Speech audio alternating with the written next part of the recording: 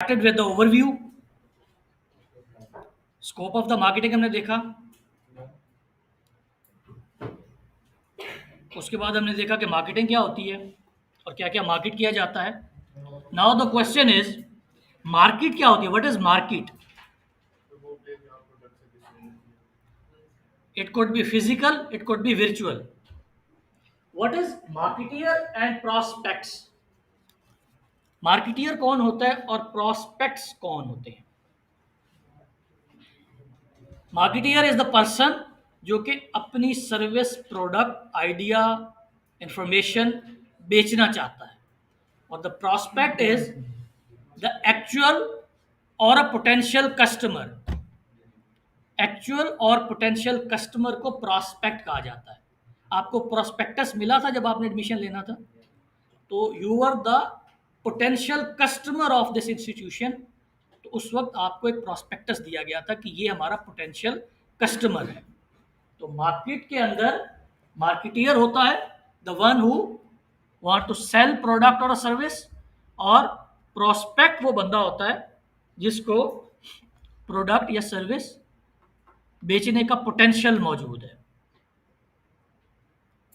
अब चूंकि वो मल्टीमीडिया नहीं चल रहा, तो हम मार्केटिंग की डेफिनेशन देखते हैं. What is the definition of marketing?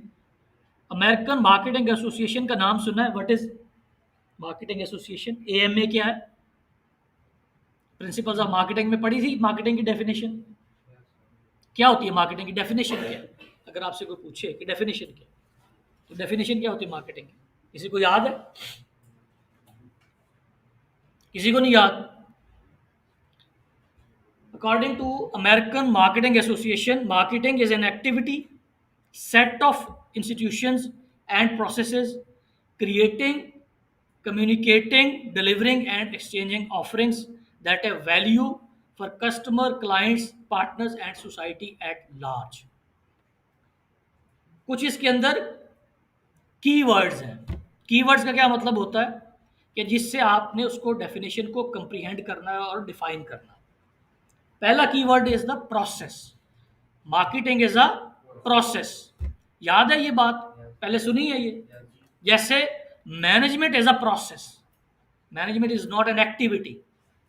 Initial course में आपने पढ़ा होगा management is a process. Process का बाय डिजाइन नतीजा क्या होता है कि वो एक साइकिल में चलता है, कंक्लूड होता है और फिर दोबारा चलता है. तो पहला keyword is marketing is a process. Second keyword is value. Value for customer as well as for the company. Offering का क्या मतलब होता है? What is offering? एक वर्ड हमने यहाँ पे देखा है, offering. Providing what? Services and goods. आपने जब एडमिशन लेने का फैसला किया था, तो एक combination of offering and brand purchase करता है कस्टमर. जब ये सैमसंग का मोबाइल मैंने खरीदा तो मैं I purchase offering and brand. Offering का मतलब होता है the tangible aspect of the product और अ सर्विस. उसको हम ऑफरिंग कहते हैं. कि जब ये मोबाइल लिया तो इस मोबाइल की लुक एंड फील जो है दैट इज ऑफरिंग. और जो ब्रांड की रिकग्निशन है, ये जो ब्रांड की वैल्यू है, अगर ये 50,000 रुपए का मोबाइल है लेट्स सपोज, तो क्या इसके अंदर जो ऑफरिंग है इस प्रोडक्ट की जो कॉस्ट है, क्या वो 50,000 है? कभी सोचा है आपने कि हम एप्पल का मोबाइल फ़ोन जब खरीदते हैं तो क्या उस मोबाइल फ़ोन के अंदर लगे हुए मटेरियल की कॉस्ट हम पे कर रहे होते हैं? ब्रांड ब्रांड की भी कर रहे होते हैं. तो the tangible aspect of any product is offering, और जो intangible aspect of the product और सर्विस है वो ब्रांड होता है. तो अदर कैच वर्ड और the key word in marketing definition is कि कस्टमर को जब हम बेचते हैं तो ऑफरिंग प्लस ब्रांड बेचते हैं. हाँ, सुन लेना. जो आप बेचते हैं, जो आप उसको सर्विस देते हैं, जो इसके अंदर विंडोज ऑपरेट कर रही हैं, इसको एक्सपीरियंस करने वाला जो एस्पेक्ट है दैट इज ऑफरिंग. और जो स्पेसिफिकेशन जब आपको वो देने आया था, जो आपने उसको सर्विस दी, आफ्टर सेल सर्विस जो आपको देंगे, या आपका अगर कोई ब्रांड है, जैसे माइक्रोसॉफ्ट एक ब्रांड है, तो उस ब्रांड के नाम लगने की वजह से जो उसकी कॉस्ट बढ़ेगी वो उसका ब्रांड एस्पेक्ट होगा।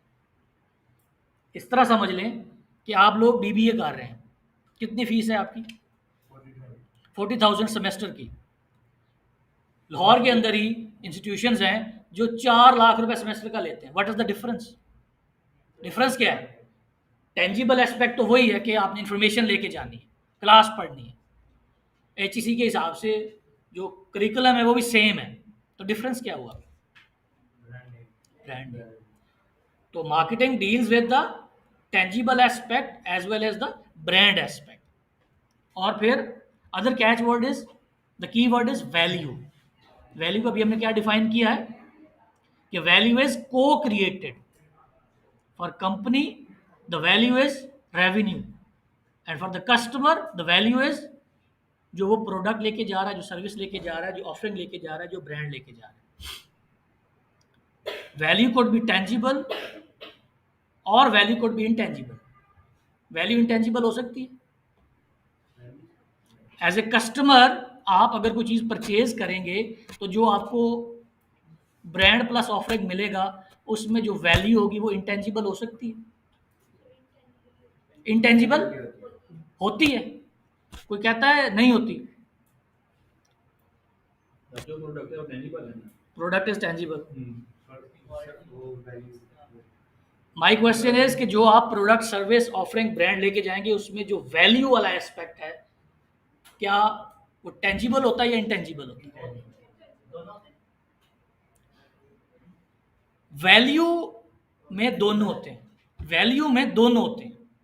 जैसे मैंने कहा, जिसके पास आईफोन होगा वो कहीं मीटिंग में जाएगा तो सबसे पहले आईफोन रखेगा सामने, वो क्या शो करेगा?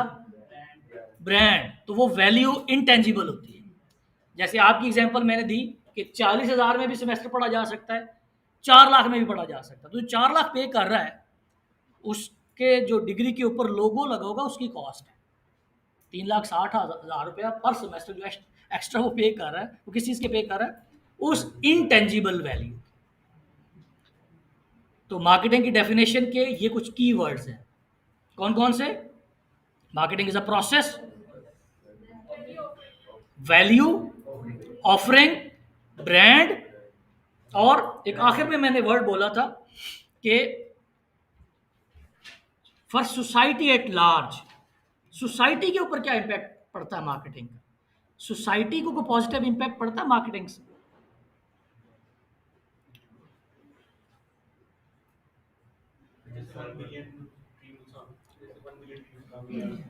ट्रैवल कर रहे होंगे तो नहर के ऊपर जब बाहर आती है तो उसको सजाया जाता है, मुख्तलिफ ब्रांड्स को, पेप्सी, वो कश्ती बनी हुई है, ऊपर लगा लोगो लगा हुआ है पेप्सी का। पेप्सी ने वो कश्ती बना के वहाँ क्यों रखी? इससे अच्छा तरीका नहीं कोई हो सकता था? बिलबोर्ड नहीं लगाया जा सकता? वो कश्ती बना के क्यों रखी? एक स्पेसिफिक इवेंट पे क्यों रखी? अच्छा, इसको एक और तरह से ले लें, एक और तरह से देखें। अगर आप सेंटर पॉइंट से गुलबर्ग की तरफ जाते हैं तो दरमियान वाली जो ग्रीन बेल्ट है वो सारी मेंटेन करशी करता है। क्यों? करशी के बोर्ड लगे होते हैं, करशी वो क्यों करता है? फिर तो करशी क्यों करता है? क्वेश्चन इज करशी ये क्यों करता है? मेडिकैम वार्डन्स को छतरियां बना के देता है, क्यों? This is not only advertisement, this is corporate social responsibility. इसका मतलब ये होता है कि आप जिस सोसाइटी से पैसा कमा रहे हो उस सोसाइटी के ऊपर वापस कुछ ना कुछ इन्वेस्ट करो, वापस लगाओ। एफसी कॉलेज में अगर आप जाएं, गया कोई एफसी कॉलेज में? एफसी कॉलेज की तकरीबन हर बिल्डिंग के ऊपर एक बोर्ड लगा होगा, ये पेप्सी ने बनवाई है, ये कोक ने बनवाई है, ये फलां बंदे ने बनवाई है, ये हमारी पुरानी क्लास थी उन्होंने मिल के बनाई है। वो क्यों बनी होती है? This is corporate social responsibility. और तमाम मल्टीनेशनल कंपनीज में इसका बजट होता है कि आपने अपने प्रॉफिट का इतना हिस्सा वापस इसी सोसाइटी में लगाना है।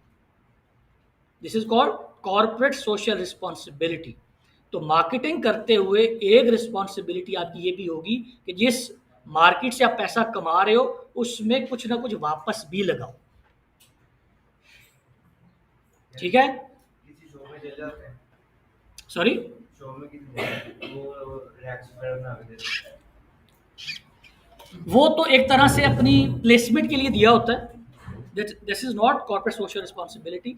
लेकिन ऐसा काम जो आप उस मुआशरे के लिए कर रहे हो, वो छतरी लगाना मुआशरे के लिए, उस जो ग्रीन बेल्ट है उसको मेंटेन करना मुआशरे के लिए, एफसी के अंदर क्लासरूम बनवाना मुआशरे के लिए।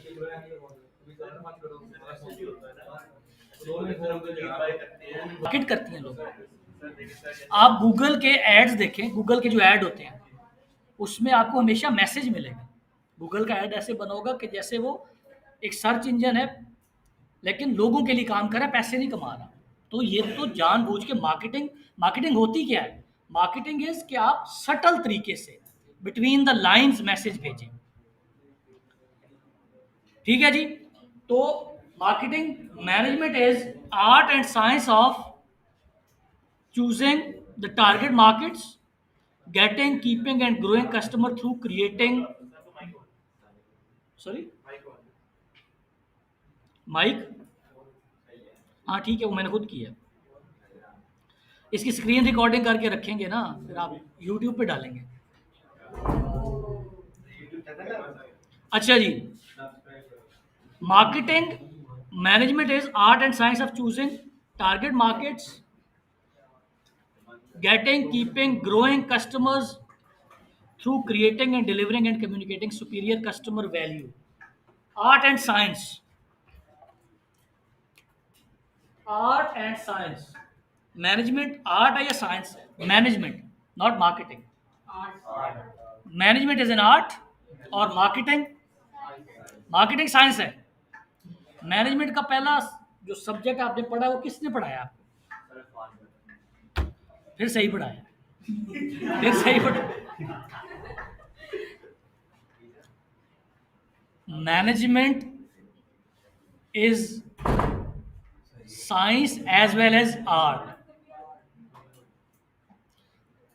अच्छा, हमारी जो कॉम है ना, by and large non issues के ऊपर इसका इतना फोकस होता है, दरवाजा बंद रखना के खोलना है, आधी क्लास इस टेंशन में।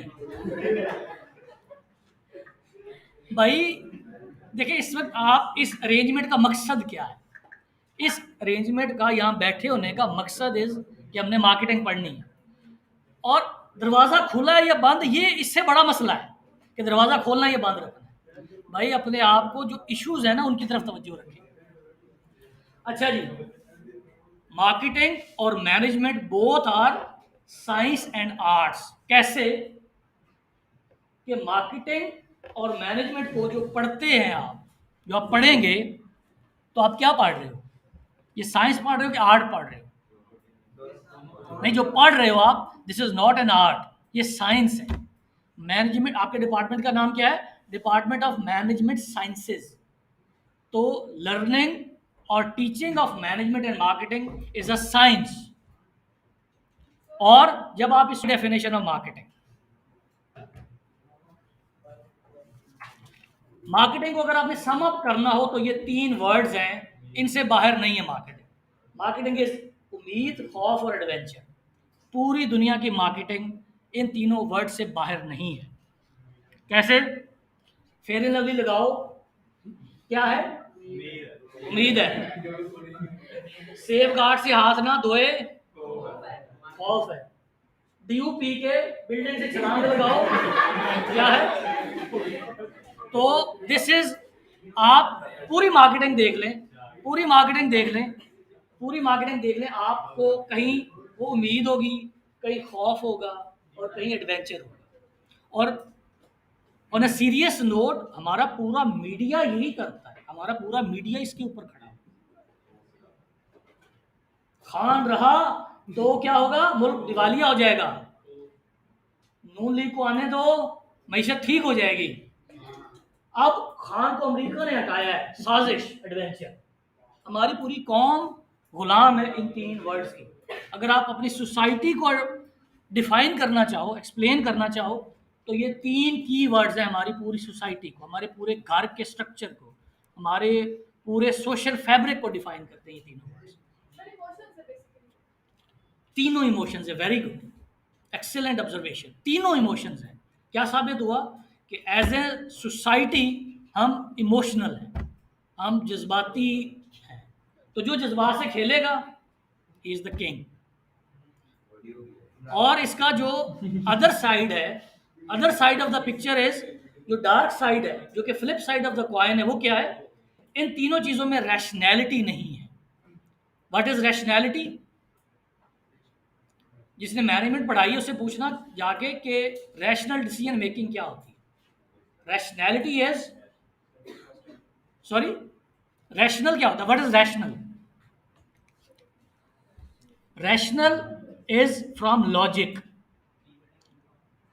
एवरीथिंग एंड एनीथिंग जो कि लॉजिक के क्राइटेरिया के ऊपर पूरा उतरेगी उसको हम कहेंगे कि रैशनल है।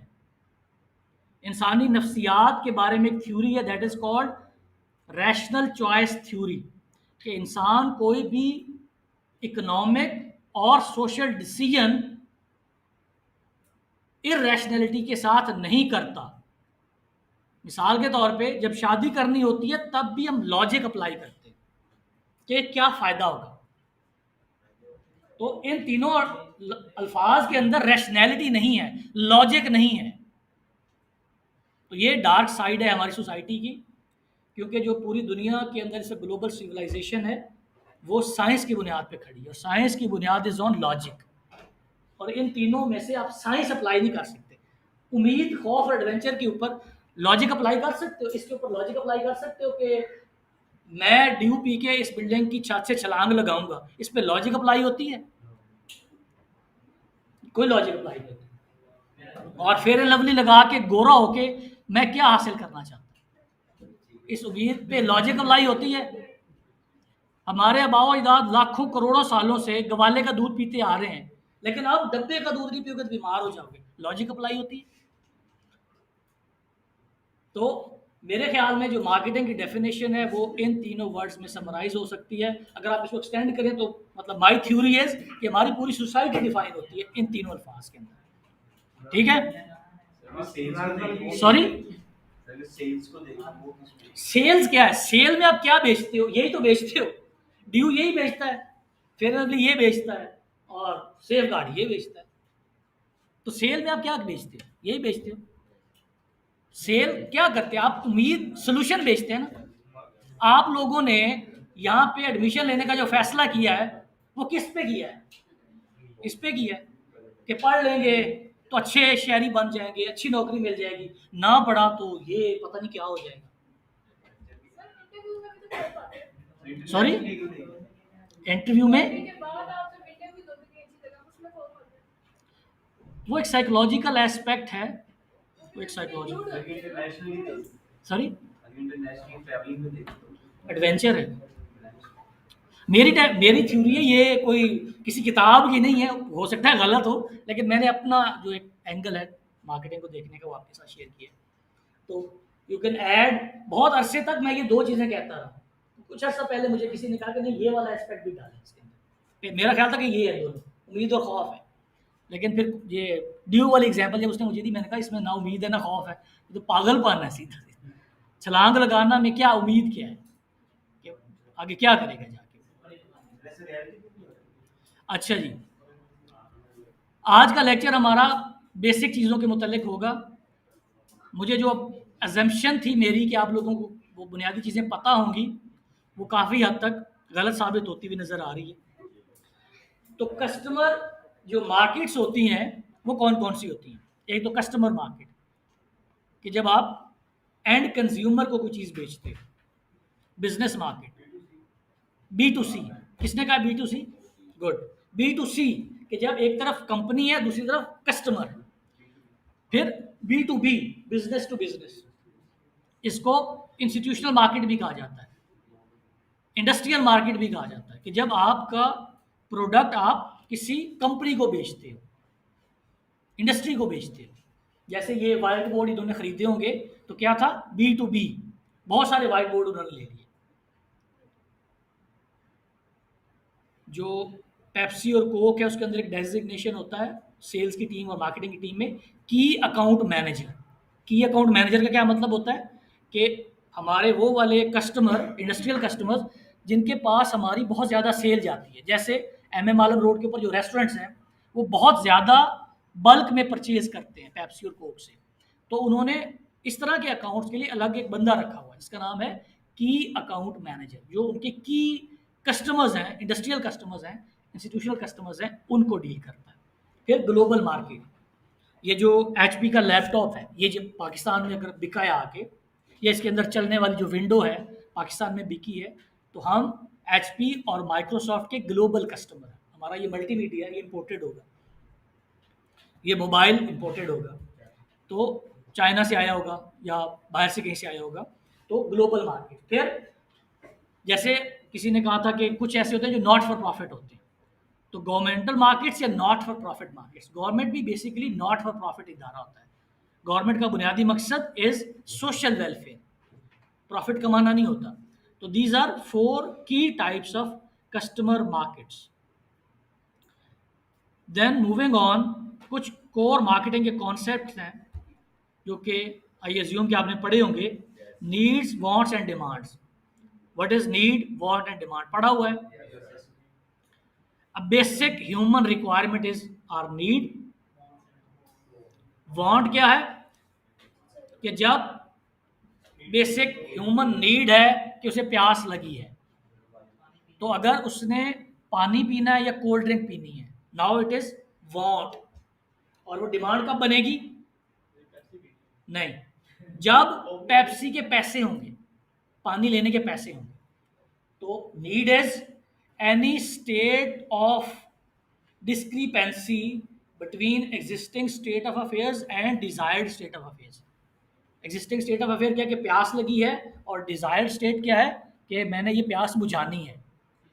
तो अब ये बेसिक नीड है। जब आप ये सोचेंगे कि मैंने पानी पीना है, कोल्ड ड्रिंक पीनी है, लस्सी पीनी है, शरबत पीना है, रूह अफ़ज़ा पीना है, नाउ इट बिकम्स, जब आपने स्पेसिफिक ऑब्जेक्ट डिफाइन कर दिया कि मैंने अपनी इस नीड को कैसे पूरा करना है, दिस इज योर वांट। और जब उस वांट को पे करने की कैपेसिटी बन जाती है, दिस इज योर डिमांड। ठीक हो गया जी? There are various types of demands. One is stated demand. Stated का मतलब क्या होता है? कहना, sorry, stated need. These are types of needs. Stated need क्या है? स्टेट करना क्या होता है? कहना, बताना। एक वो नीड होती है जिसको हम बताते हैं। One is the real need. जब स्टेटेड नीड तो ये है कि मुझे प्यास लगी है, और मेरी रियल नीड क्या है कि इस नीड को पूरा करने के लिए I need a cold drink, not water. There is a difference between stated need और रियल नीड। है नीड दोनों में। यहाँ पे आपकी स्टेटेड नीड इज कि यू नीड वाटर, कि आप प्यासे हो। सॉरी, क्वेश्चनिंग करना नहीं। When you have a favouritism against something और फेवरेटिज्म फॉर समथिंग, कि प्यास तो लगी है लेकिन मैंने एक स्पेसिफिक ऑब्जेक्ट से अपनी इस नीड को पूरा करना है। फिर अनस्टेटेड नीड्स, अनकही नीड, बहुत सारे ख्यालात, जज्बात जो कि हम कहते नहीं हैं। ज़रूरत होती है लेकिन हम कहते नहीं हैं ड्यू टू वेरियस रीजंस।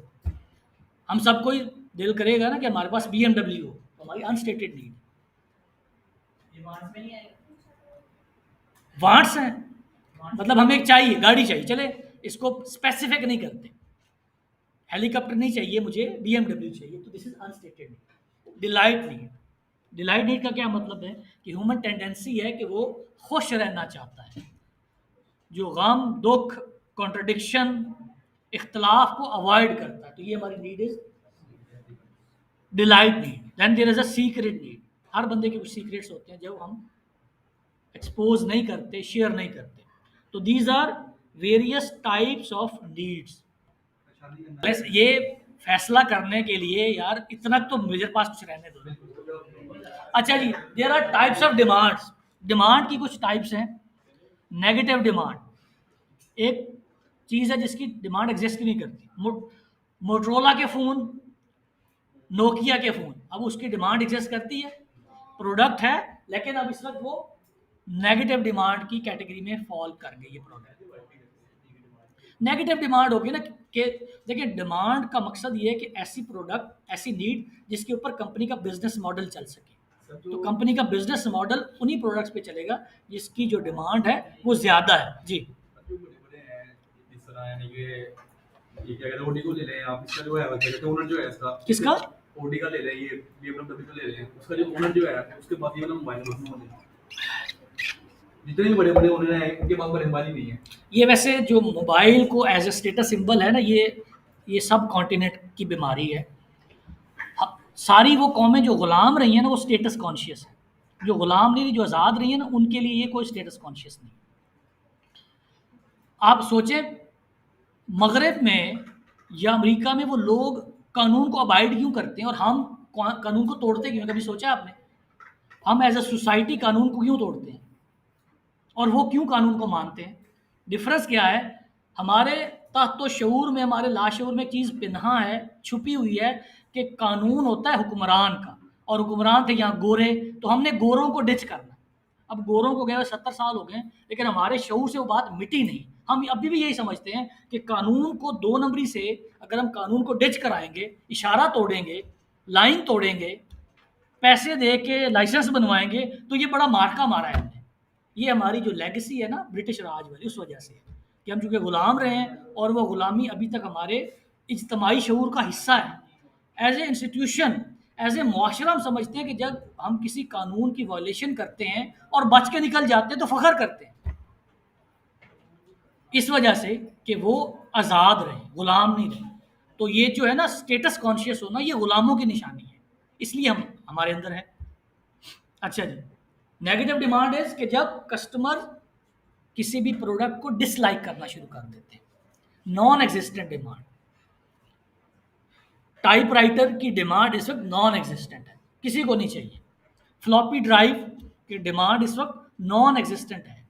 आज से 15 साल पहले स्मार्टफोन, 20 साल पहले स्मार्टफोन की डिमांड नॉन एग्जिस्टेंस थी।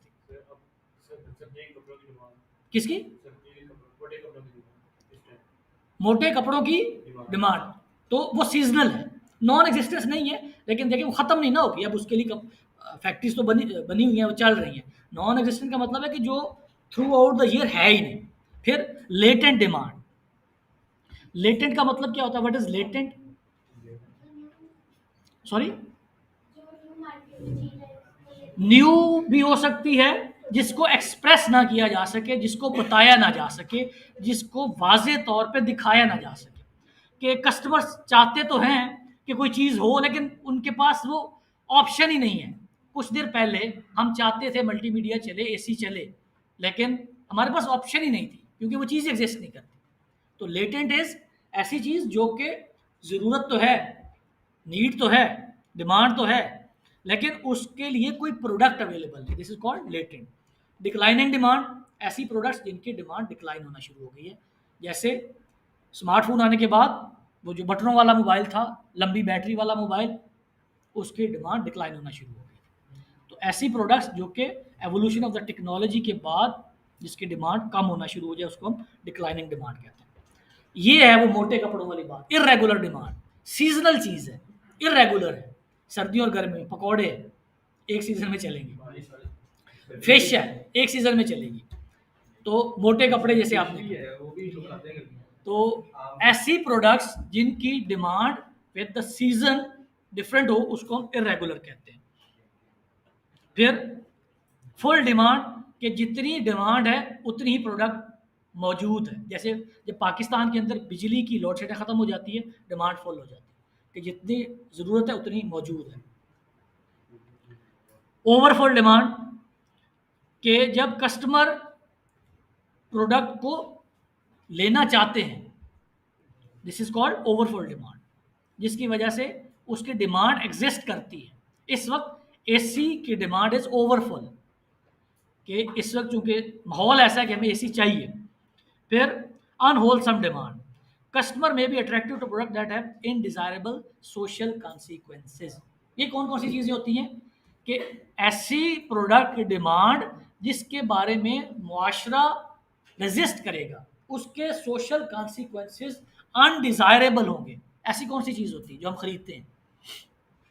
Cigarette, undesirable social consequences. Up to an extent हमारे कोला ड्रिंक्स, जिस डॉक्टर के पास जाओ वो सबसे पहले कहता है ये कोल्ड ड्रिंक बंद करो, लेकिन हम कंज्यूम करते हैं। तो ऐसी प्रोडक्ट्स, अल्कोहल, जिसके अनडिजायरेबल सोशल कॉन्सिक्वेंसेस होते हैं, कि मुआशरा उनको एज ए सोसाइटी अच्छा नहीं समझता, लेकिन इनकी डिमांड भी एग्जिस्ट करती है। जैसे सिगरेट की डिमांड पाकिस्तान में एग्जिस्ट करती है।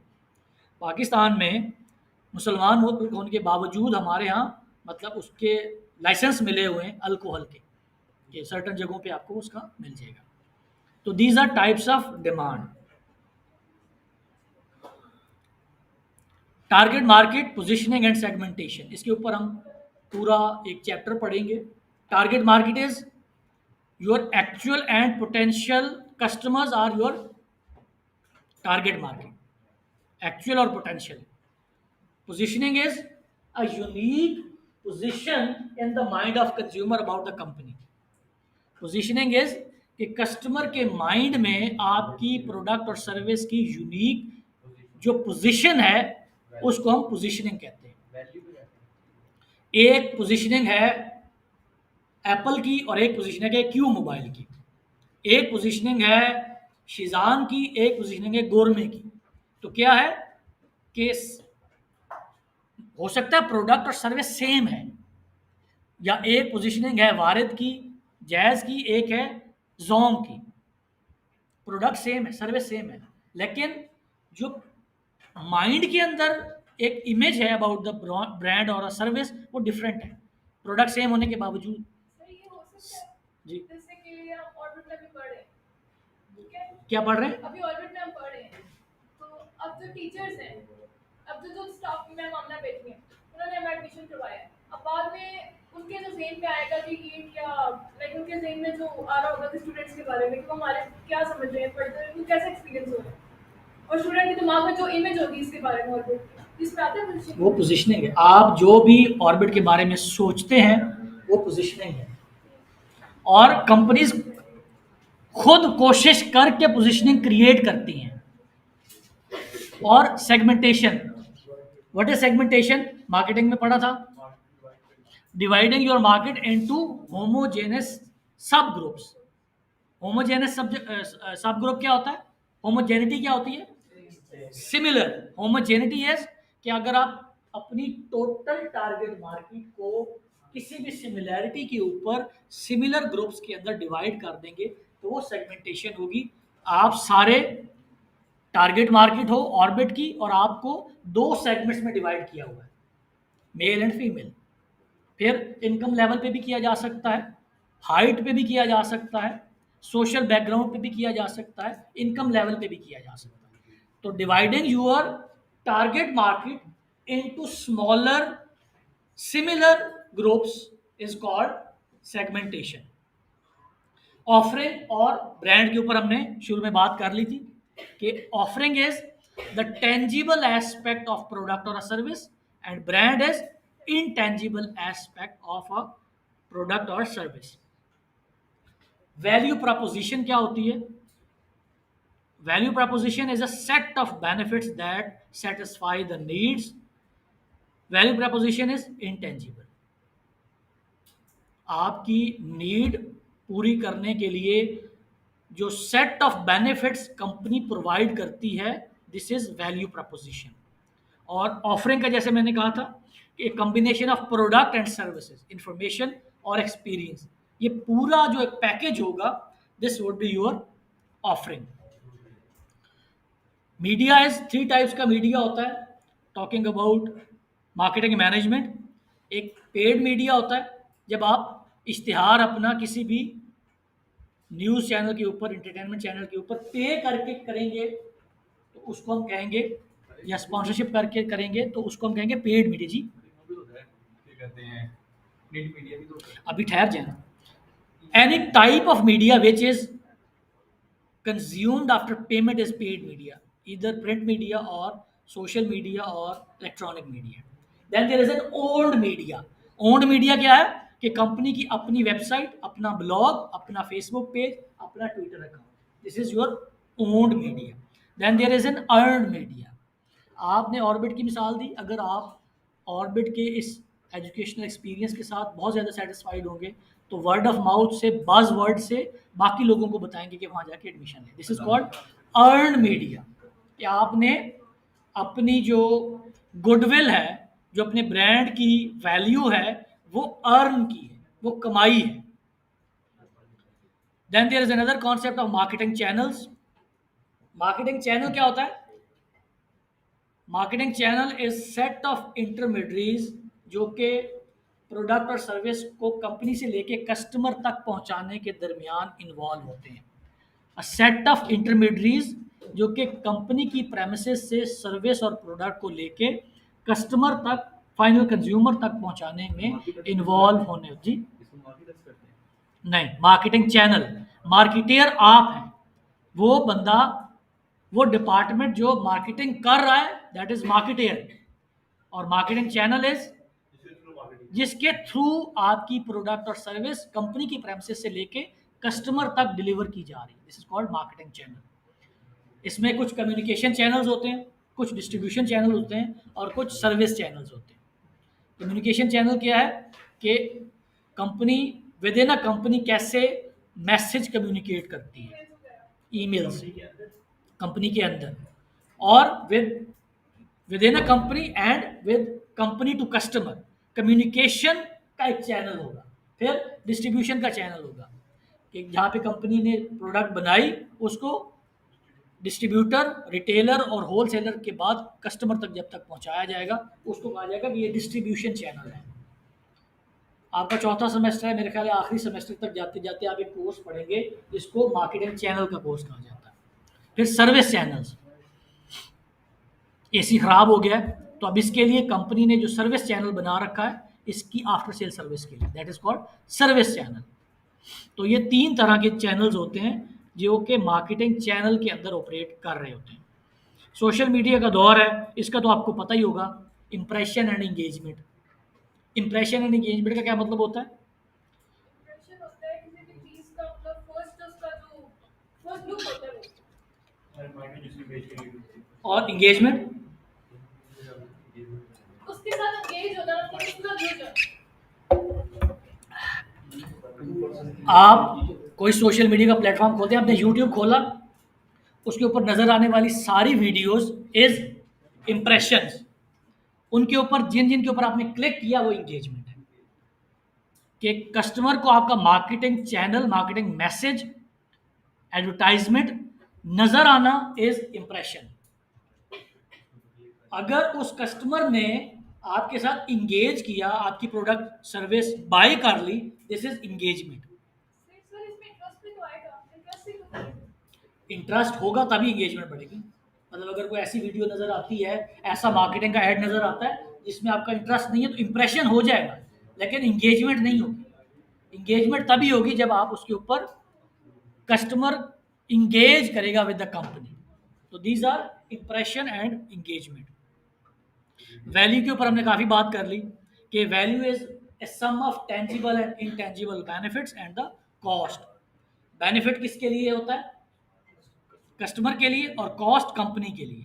इन रिटर्न जो पैसे मिलेगी तो वैल्यू इज को created.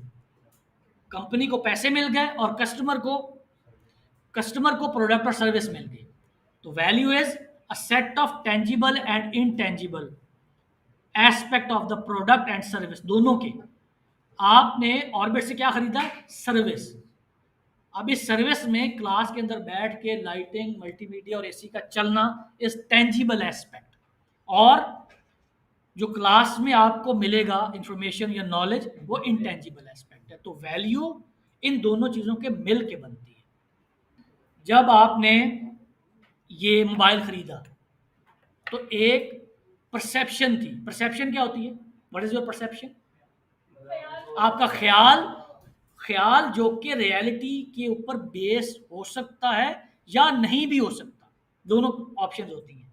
Perception is your first impression based on your experience, knowledge, information, family background, किसी भी वजह से हो सकता है। और ये प्रायर टू इनकाउंटर होता है। अभी आपने मोबाइल इस्तेमाल नहीं किया तो आपकी एक एक्सपेक्टेशन बन गई, ये आपकी परसीव्ड एक्सपेक्टेशन बन गई जब मोबाइल खरीद लिया। अब इसके बाद क्या होगा, आप कंपेयर करेंगे अपनी उस परसेप्शन को विद द एक्सपीरियंस। अगर तो वो मैच कर जाती है तो आप सेटिस्फाइड होंगे, और अगर मैच नहीं करती तो आप डिससेटिस्फाइड होंगे। इस तरह समझ लें, आपने एडमिशन लेते वक्त एक ख्वाब सोचा होगा कि मैं बीबीए करने जा रहा हूँ तो क्या तीर मार लूँगा मैं। अब ये दिस इज़ योर परसेप्शन, और इसकी बेस के ऊपर आपकी एक्सपेक्टेशन बन गई। अब एक सर्विस इनकाउंटर हुआ, 4 साल आप यहाँ रहे, और उसके बाद आपकी एक राय कायम होगी इस 4 साल के एक्सपीरियंस के बारे में। इन दोनों को आप कंपेयर करेंगे, अगर तो दोनों मैच कर गई तो क्या होगा, सेटिस्फाइड। और अगर आपकी एक्सपेक्टेशन और परसेप्शन मैच नहीं करती तो आप डिससेटिस्फाइड हो जाएंगे। Then there is competition. It includes all the actual and potential rival offering and substitute a buyer might consider. Competition में बाज़ाहिर ये लगता है कि वो कंपनीज जो आपस में compete कर रही हैं, लेकिन एक्चुअल और पोटेंशियल कंपनीज जो कि उस प्रोडक्ट में डील करी या उस प्रोडक्ट के सब्सटीट्यूट में डील करी। पेप्सी जब कोल्ड ड्रिंक बेच रहा होता है तो नेस्ले उसका कंपटीशन होता है? नहीं, नेस्ले भी कंपटीशन होता है। नेस्ले कंपटीशन होता है भाई। कैसे?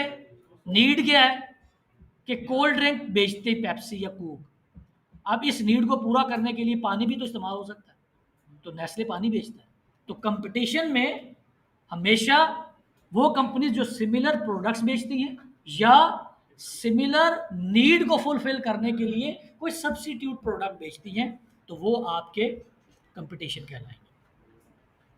Then there is a supply chain. Supply chain and marketing channel interchangeably इस्तेमाल होते हैं कि a channel that is from raw material to components of finished product carried out by the final buyer. Supply chain क्या है कि raw material से लेके final product बनने तक जितने भी कंपोनेंट्स इन्वॉल्व होते हैं उसको हम सप्लाई चेन कहते हैं। ठीक है, सप्लाई चेन का भी कोर्स इंशाल्लाह आप आगे जाके पढ़ेंगे। ये तो आपको पता होना चाहिए मार्केटिंग इन्वायरमेंट क्या होता है। मार्केटिंग इन्वायरमेंट पता है? टास्क इन्वायरमेंट क्या होता है? What is task environment? Task environment and broad environment, दो तरह का इन्वायरमेंट होता है मार्केटिंग।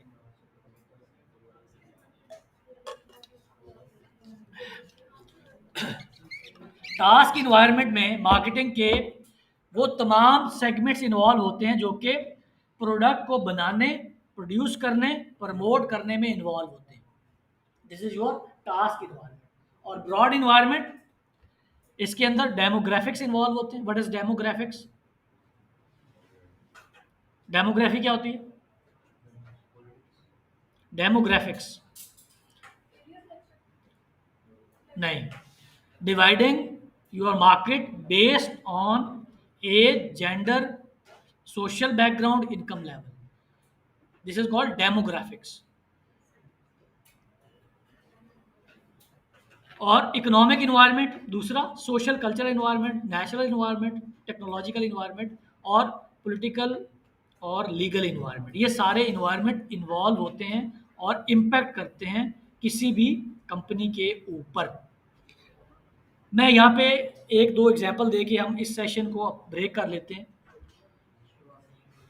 ये वाला जो एस्पेक्ट होता है ना मार्केटिंग इन्वायरमेंट का, आपको मैं एग्जांपल से समझाने की कोशिश करता हूँ जिससे आपका विजन बनेगा कि समटाइम्स जो चीज़ें अपेरेंट ज़ाहिरी तौर पे नज़र नहीं आ रही होती लेकिन वो बहुत सिग्निफिकेंट होती हैं। मिसाल के तौर पे भाई सीधे पे बैठे, मिसाल के तौर पे लाहौर से इस्लामाबाद का मोटरवे बनाया था डाइवो कंपनी ने।